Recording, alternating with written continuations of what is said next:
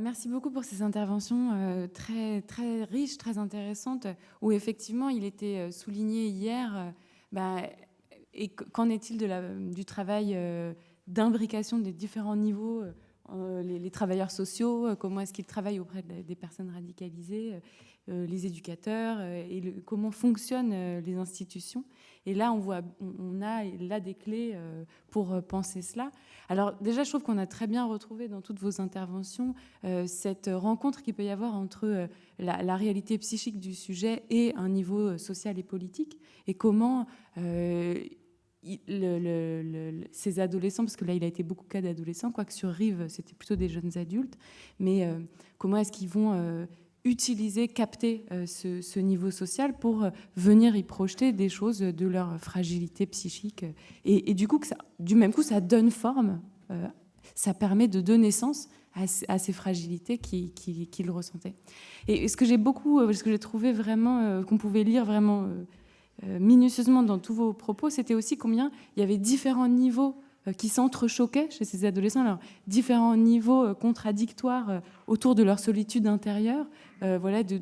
à la fois de révolte contre l'ordre établi, mais aussi de cette difficulté de se donner des représentations psychiques de ce qui les traversait, et comment, à un niveau institutionnel, les différents espaces qui étaient proposés permettaient de venir différencier et de venir mettre en dialogue en fait ces différentes facettes de la vie psychique de ces jeunes. Et avec aussi ce que ça pouvait comporter comme prise de risque, et d'accepter le fait que on va trouvailler, on va chercher, mais est-ce que c'est facilement assumable, et qu'effectivement avec la question de la radicalisation, on est là sur une brèche qui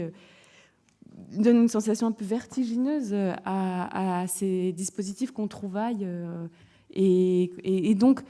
il y aurait là presque une dimension militantiste à certains niveaux du travail, où il faut aussi s'impliquer et réfléchir à l'implication politique des dispositifs concrets. Et ça m'a évoqué,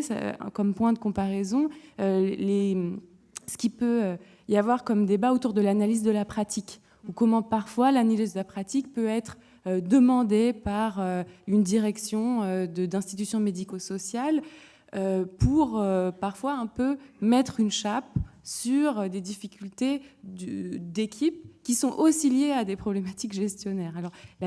bien sûr, c'est une comparaison, mais qui pose les mêmes questions, qui est finalement, à faire attention à ne pas participer aussi à une forme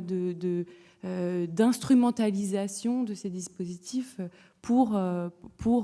se sécuriser. Et que là, on voit bien que les dispositifs psy éducatifs ont une autre fonction, ont une autre temporalité, qui sera la temporalité du soin ou de l'éducatif, et que cette temporalité-là, pour qu'elle puisse exister, eh bien, ça demande de l'assumer, et je pense de l'assumer en équipe. Et que finalement, c'est aussi parce qu'en équipe, on s'assure que on partage nos doutes,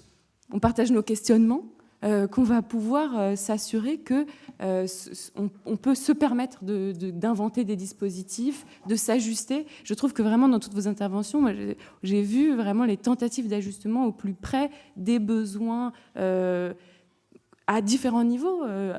sociaux, éducatifs, de prise en charge psychothérapique des jeunes, et que ces différents niveaux-là, ils sont importants à prendre en compte ensemble. Et ça rejoint un peu ce que disait Cécile Rousseau hier sur les mouvements d'équipe, comment dans les mouvements d'équipe, il peut y avoir à la fois des moments de sidération, puis des moments où on a l'impression que le jeune va passer à l'acte demain, ou passer à l'action, acte et action, ça dépend des cas, et heureusement que toute l'équipe n'a pas les mêmes sensations en même temps. Et que dans l'équipe, il y a aussi la possibilité de se rassurer, de se dire non, là, je ne vois pas la même chose, ou je ne vis pas la même chose avec ce jeune, il me semble au contraire aller un peu mieux, alors que l'autre, effectivement, a l'impression, dans la prise en charge avec lui, de voir qu'au contraire, il va moins bien. Mais ce qui montre comment, en fait, différentes facettes du jeune s'expriment dans la relation avec différents intervenants, et que ces différentes facettes, bien, elles ne vont pas toutes mal en même temps, en quelque sorte, qu'il peut y avoir des ajustements progressifs et des réaménagements subjectifs chez le jeune. Et vraiment, je trouve très intéressant de voir comment les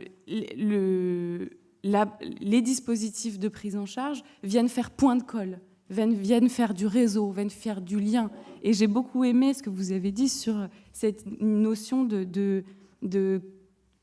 penser en équipe pour créer, pour permettre une filiation, pour susciter le désir de filiation des personnes prises en charge avec l'équipe.